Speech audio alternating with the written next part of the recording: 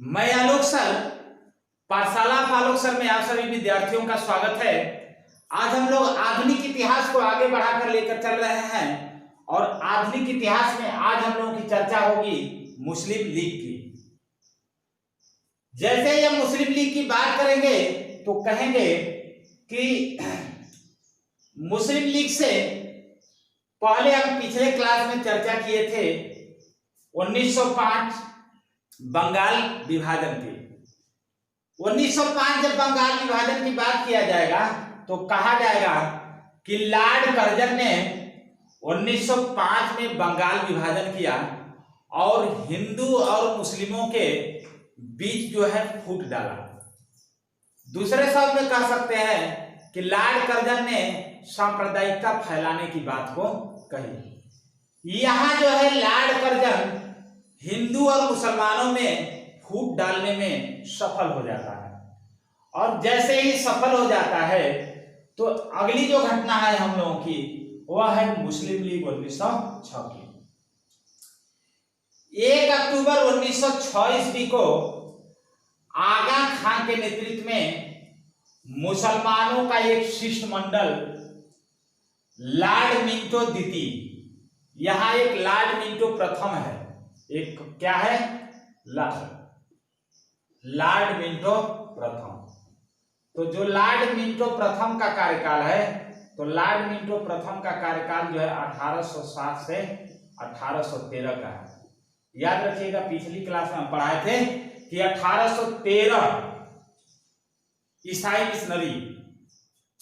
तो ये Lord Minto प्रथम था और यहाँ पे 1906 से 1910 के बीच लॉर्ड मिंटो द्वितीय है। तो आगा खान के नेतृत्व में मुसलमानों का जो शिष्टमंडल है वो लॉर्ड मिंटो द्वितीय से शिमला में आकर मिलता है और लॉर्ड मिंटो द्वितीय का शासनकाल कब से कब तक 1906 से 1910 तक। अब जब ये आगा खान मिलते हैं तो मुसलमानों के लिए कुछ जो है विशेष मांग करते हैं। वह विशेष मांग क्या रहती है कि हम जो है एक मुस्लिम पार्टी का गठन करेंगे, क्योंकि भारतीय राष्ट्रीय कांग्रेस केवल हिंदू समुदाय की पार्टी है और केवल हिंदू की बात करती है। तो पहली बात कि इन्होंने कहा आगा खान ने लॉर्ड मिंटो से कि हमें एक मुस्लिम पार्टी गठन करने का क्या किया जाए, आदेश दिया जाए। दूसरी बात कि पृथक निर्वाचक मंडल की क्या की जाए, व्यवस्था की जाए। पृथक निर्वाचक मंडल से तात्पर्य यह है कि विधानसभाओं में मुसलमानों को जनसंख्या के आधार पर प्रतिनिधित्व देना, ठीक है। या दूसरे शब्द में हम कह सकते हैं कि चुनाव क्षेत्र को और जो उम्मीदवार है या जो प्रतिनिधि है तथा मतदाताओं को धर्म के आधार पर बांटना। धर्म के आधार पर क्या करना, बांटना। अर्थात सिंपल से शब्द में हम समझ लेंगे भाषा में कि यहां तात्पर्य यह है कि हिंदू केवल हिंदू को वोट देंगे और मुस्लिम केवल मुस्लिम को वोट देगा। यह है पृथक निर्वाचक मंडल या विशेष व्यवस्था। तो यहां मांग की जाती है, पृथक निर्वाचक मंडल की क्या की गई थी, मांग की गई थी। अगली बात देखेंगे तो कहा जाएगा कि तीसरी मांग क्या थी कि मुसलमानों को नौकरियों में उचित प्रतिनिधित्व दिया जाए। और चौथी बात थी कि उच्च और सर्वोच्च न्यायालय दोनों में मुस्लिम न्यायाधीशों की नियुक्ति की जाए। मतलब कि एचसी हाई कोर्ट और एचएससी सुप्रीम कोर्ट दोनों में मुस्लिम न्यायाधीशों की क्या की जाए, नियुक्ति की जाए। अगली बात कही गई थी कि व्यवस्थापिका सभा में मुसलमानों के लिए व्यवस्था किया जाए। सरकार के 3 अंग, कार्यपालिका, न्यायपालिका और व्यवस्थापिका। तो इस व्यवस्थापिका में भी या व्यवस्थापिका सभा में भी मुसलमानों के लिए क्या किया जाए, व्यवस्था किया जाए। जब ये पूरी बात हम देख लेंगे तो एक बात देखेंगे कि मुस्लिम लीग की स्थापना क्यों हुई है या मुस्लिम लीग की स्थापना का उद्देश्य क्या था। एक पार्टी बनी है मुसलमानों के लिए। तो इस मुस्लिम लीग के स्थापना का जो मुख्य उद्देश्य था, पहला उद्देश्य ये था कि भारतीय मुसलमानों को ब्रिटिश सरकार के प्रति निष्ठावान बनाना, उसके प्रति समर्पित हो जाना। ब्रिटिश सरकार के प्रति मुसलमानों का क्या था? समर्पण था। दूसरे शब्द में कह सकते हैं कि अंग्रेज या ब्रिटिश साम्राज्य के प्रति मुसलमान जो है निष्ठावान हो। अगली बात, दूसरा उद्देश्य था कि मुसलमानों के राजनीतिक अधिकार एवं उनके हित, उनके धर्म और संस्कृति की क्या करना? रक्षा करना। ये सोच रहे थे कि भारतीय जो राष्ट्रीय कांग्रेस है ये जो है केवल हिंदुओं की संस्कृति और उसके राजनीतिक अधिकार और उनके हितों की बात करता है। तो इसलिए मुस्लिम लीग के स्थापना का उद्देश्य था कि यह मुसलमानों के राजनीतिक अधिकार एवं हितों की क्या करे? रक्षा करना। अगली बात देखेंगे, तीसरा जो सबसे मोस्ट इंपॉर्टेंट था, कांग्रेस का विरोधी होना। मतलब मुसलमानों को कांग्रेस का विरोधी होना बताया गया था। क्योंकि हम लोग उधर जब चलेंगे तो बताया जाता है कि आपको हम जो 1905 का बंगाल विभाजन, एक स्वदेशी आंदोलन पढ़ाए होंगे, तो उसमें शायद अहमद खान जो रहते हैं वो नेतृत्व किए रहते हैं। तो यहां पे जब देखा जाएगा तो मुस्लिम लीग का जो उद्देश्य है केवल 3 है। पहला है कि भारतीय मुसलमानों को ब्रिटिश सरकार के प्रति निष्ठावान बनाना। दूसरा उद्देश्य है कि मुस्लिम के राजनीतिक अधिकार एवं हितों की रक्षा करना। और तीसरा उद्देश्य यह है कि भारतीय मुसलमानों को इस भारतीय राष्ट्रीय कांग्रेस अर्थात कांग्रेस का प्रतिद्वंदी या विरोधी बनाना। अगली जब बात देखी जाएगी इसमें तो कहा जाएगा कि 30 दिसंबर 1906 ईस्वी, 30 दिसंबर 1906 ईस्वी, 30 दिसंबर 1906 ईस्वी को सलीमुल्लाह खां और आगा खां, सलीमुल्लाह खां और कौन? आगा खां। सलीमुल्लाह खां और आगा खां के नेतृत्व में मुस्लिम लीग या दूसरे शब्द में कह सकते हैं कि अखिल भारतीय मुस्लिम लीग की ढाका में स्थापना किया गया। तो मुस्लिम लीग की स्थापना कब किया गया? तो 30 दिसंबर 1906 ईस्वी को। दूसरी बात कि मुस्लिम लीग के संस्थापक कौन हैं? तो सलीमुल्लाह खां। अर्थात दूसरे शब्द में हम ये कह सकते हैं कि सलीमुल्लाह और आगा खां दोनों ने मिलकर अखिल भारतीय मुस्लिम लीग या शार्ट नेम है इसका केवल क्या? मुस्लिम लीग की स्थापना की है। अब देखा जाएगा तो जिस दिन इसकी स्थापना होती है मुस्लिम लीग की, उसी दिन मुस्लिम लीग की प्रथम बैठक होती है। तो मुस्लिम लीग के जब प्रथम बैठक की बात करेंगे तो मुस्लिम लीग की प्रथम बैठक ढाका में 30 दिसंबर 1906 ईस्वी को होती है। 30 दिसंबर 1906 ईस्वी को होती है। तो कोई भी बैठक हो तो उसके अध्यक्ष चुने जाते हैं। तो हुआ क्या? अगला देखेंगे कि मुस्लिम लीग के प्रथम जो अध्यक्ष थे बकारउल, कौन? बकारउल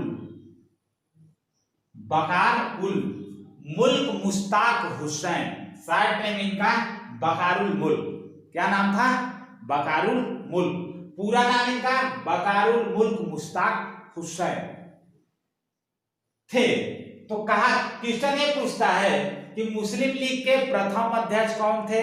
नो डाउट बकारउल मुल्क।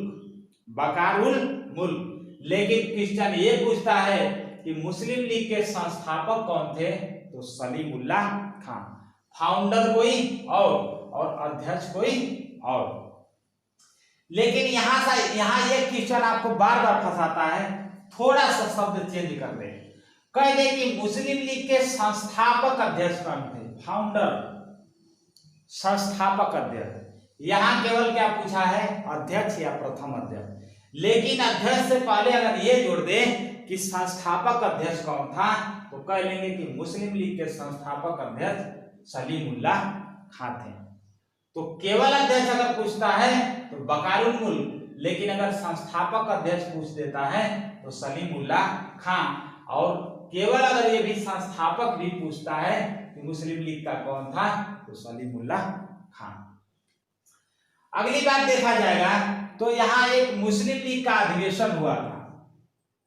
तो अगर पूछता है कि मुस्लिम लीग का पहला अधिवेशन कहाँ हुआ था, यहाँ बैठक की मैं बात किया हूं, यहाँ बैठक हुई है और यहाँ आपका क्या है अधिवेशन।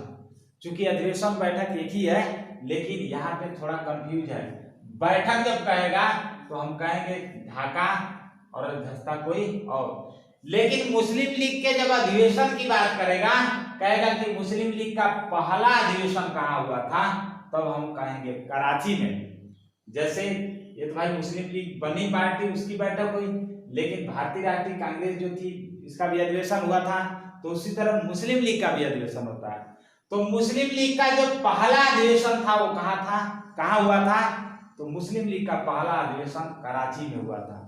और अध्यक्ष की बात करेंगे यहाँ पे, तो याद रखिएगा कि मुस्लिम लीग के पहले अधिवेशन जो कराची में हुआ था उसकी अध्यक्षता जो कर रहे थे सर सैयद इमाम कर रहे थे। कौन कर रहे थे, सर सैयद इमाम कर रहे थे, सर सैयद इमाम।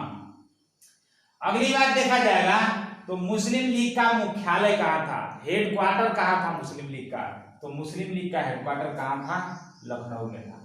तो ये तो बातें थी कुछ जो है मुस्लिम लीग के संदर्भ में।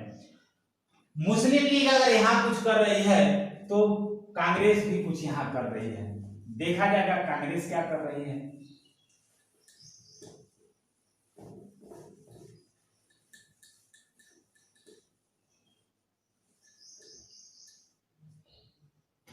ये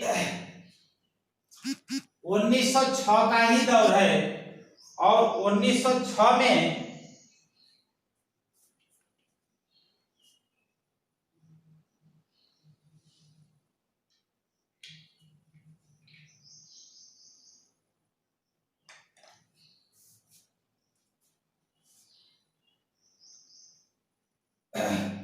भारतीय राष्ट्रीय कांग्रेस का, भारतीय राष्ट्रीय कांग्रेस का, भारतीय राष्ट्रीय कांग्रेस,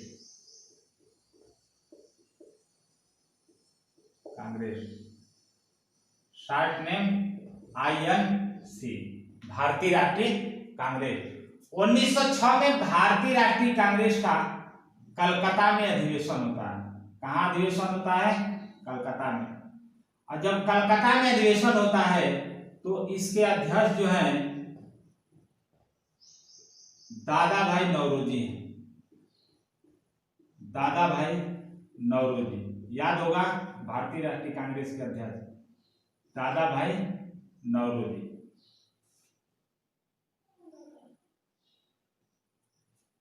सॉरी, दादा भाई नौरोजी।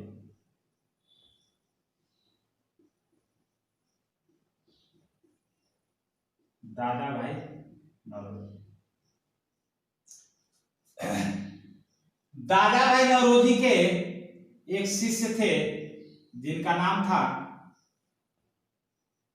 बाल गंगाधर तिलक।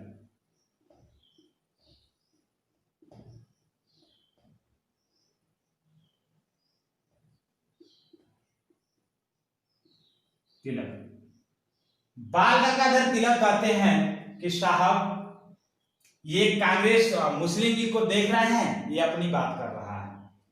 तो इसी भारतीय राष्ट्रीय कांग्रेस के कलकत्ता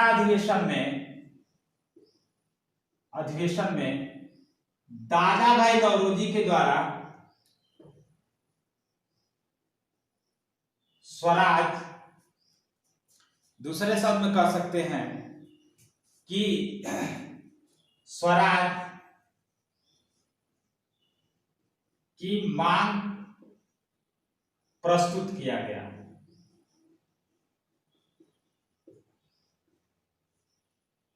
स्वराज की मांग की प्रस्तुति किस अधिवेशन में किया गया, तो कलकत्ता अधिवेशन 1906 में किसके द्वारा किया गया? दादा भाई नौरोजी के द्वारा। तो एक गुरु हैं दादा भाई नौरोजी और बाल गंगाधर तिलक क्या हैं? शिष्य हैं। तो बाल गंगाधर तिलक का एक कथन था, एक बात और ध्यान देखेंगे कि स्वराज मेरा जन्मसिद्ध अधिकार है। जन्मसिद्ध क्या है? अधिकार। किसने कहा था कि स्वराज मेरा जन्मसिद्ध अधिकार है? तो बाल गंगाधर तिलक। शिष्य ने कहा था कि स्वराज मेरा जन्मसिद्ध क्या है? अधिकार है। और गुरु ने क्या किया था? इस कलकत्ता अधिवेशन 1906 में स्वराज की क्या किया था? मांग किया था। लेकिन अगर यही पूछे कि स्वराज शब्द का प्रयोग किसने किया था? स्वराज शब्द का प्रयोग, स्वराज शब्द, तीन बात यहां याद रखिएगा। स्वराज मेरा जन्मसिद्ध अधिकार है किसने कहा था? बाल गंगाधर तिलक ने कहा था। स्वराज की मांग को किसने प्रस्तुत किया या स्वराज की मांग किसने किया था?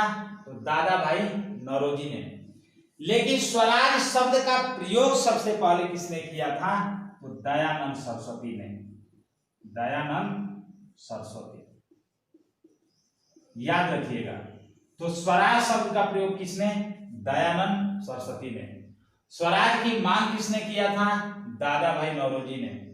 और स्वराज मेरा जन्मसिद्ध अधिकार है, ये किसने कहा था? बाल गंगाधर तिलक ने। तो ये भारतीय राष्ट्रीय कांग्रेस का अधिवेशन था